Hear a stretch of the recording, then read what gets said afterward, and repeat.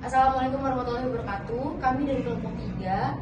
Di sini kami akan menjelaskan tentang komunikasi nonverbal. Komunikasi nonverbal sendiri adalah transfer informasi melalui penggunaan bahasa tubuh, termasuk kontak mata, ekspresi wajah, hingga gerakan tubuh. Selanjutnya ada beberapa simbol komunikasi nonverbal yang akan dijelaskan oleh rekan-rekan saya.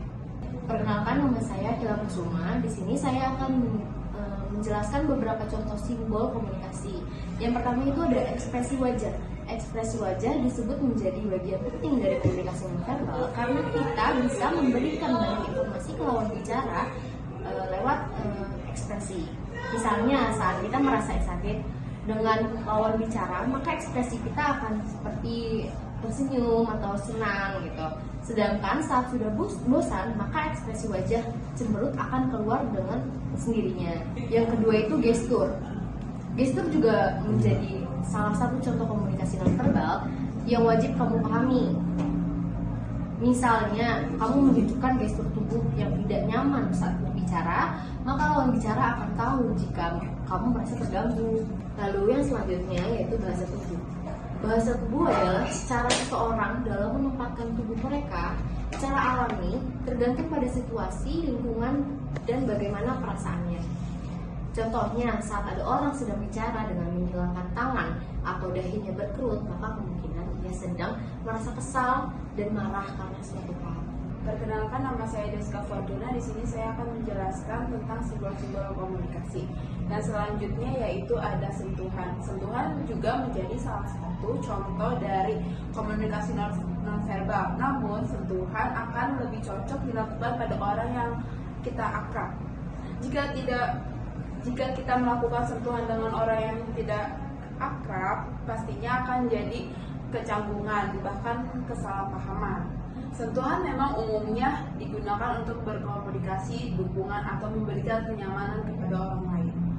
Misalnya, ada teman yang sedang sedih, maka kamu bisa menunjukkan empatimu dengan memegang tangannya atau mengusap punggungnya. Yang selanjutnya adalah penampilan. Penampilan yang ditujukan dari model dan warna pakaian, gaya rambut, hingga gaya make up yang perlu sangat diperhatikan. Misalnya kamu melakukan tes interview kerja, tentunya penampilan juga akan dinilai oleh para rektur. Itulah mengapa saat akan melakukan tes interview, kamu harus selalu memilih pakaian yang tepat. Selain itu, gaya rambut, make up juga akan dinilai. Jangan sampai kamu memberikan kesan yang pertama yang kurang baik kepada rektur hanya karena penampilan yang kurang rapi. Selanjutnya adalah gerakan tangan. Cara memberi isyarat atau memposisikan tangan selama percakapan dapat menyampaikan perasaan Anda. Jika kalian menggerakkan tangan untuk membangun ekspresi di sepanjang cerita, orang bisa menjadi lebih terlibat dengan apa yang Anda katakan. Gestur tangan juga bisa mengungkapkan keramahan atau penghargaan. Contohnya, seorang rekan kerja yang sedang memberikan presentasi, tetapi mereka tidak yakin bagaimana orang lain menerima informasi tersebut. Ucapan atau acungan jempol yang santai namun bijaksana dapat menunjukkan kepada mereka bahwa semuanya berjalan dengan baik. Halo, nama saya Najib Kailani. Di sini saya ingin menjelaskan tentang simbol kontak mata yang benar. Jadi, rekan kerja akan sering merasa dihargai dan dihargai jika mereka tahu bahwa mereka didengarkan. Mempertahankan kontak mata saat Anda membahasnya juga membuat percakapan tetap menarik, dan menyalakan kamera untuk obrolan video dapat membangun hubungan saling menghormati antara rekan kerja. Contoh, seorang rekan kerja mendekati Anda dengan ide untuk meningkatkan kolaborasi di departemen Anda. Tunjukkan bahwa Anda mendengarkan secara aktif dengan menjaga kontak mata dan mengangguk setuju. Selanjutnya saya ingin menjelaskan simbol tentang ketepatan waktu.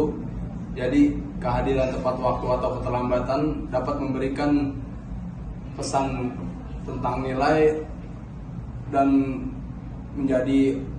menjadikan kita orang-orang yang berkomitmen. Baik, perkenalkan, nama saya Nio Setia. Saya akan menjelaskan beberapa komunikasi dari simbol nonverbal. Yang pertama itu ada nada suara. dari naik turunnya nada suara itu di situ terletak di mana nonverbal itu berada. Selanjutnya ada bahasa isyarat. Bahasa isyarat itu merupakan bentuk komunikasi luar biasa dari gestur tubuh dan gestur jari untuk menyiapkan pesan tertentu.